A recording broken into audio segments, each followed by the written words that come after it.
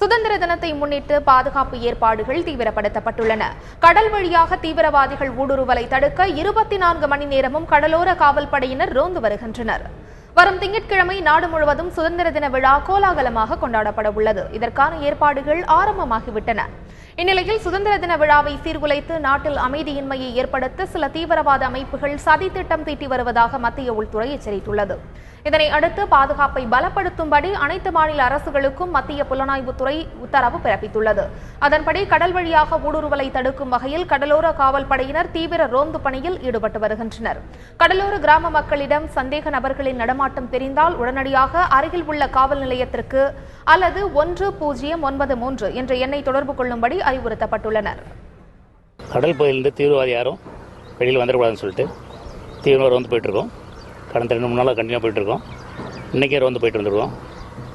நிறைய மீனவ கிராம அந்த ஃபிஷர்மேனுடைய போட்டெல்லாம் நிப்பாட்டி ஒவ்வொரு போட்டு செக் பண்ணி யாராவது புதிய நபர் வந்தால் சொல்லணும்னு சொல்லிட்டு 1093 தகவல் சொல்ல சொல்லி எல்லாரும் சொல்லிட்டு வரோம்.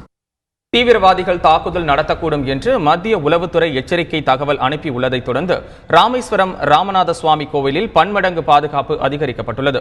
கோயில்களுக்கு உள்ளும் வெளியும் ஆயுதம் தாங்கிய போலீசார் பாதுகாப்பு பணியில் ஈடுபடுத்தப்பட்டுள்ளனர். கோயிலுக்குள் செல்போன், கேமரா, கைப்பை என எந்த பொருளும் எடுத்து செல்லக்கூடாது என பக்தர்களுக்கு தடை விதிக்கப்பட்டுள்ளது.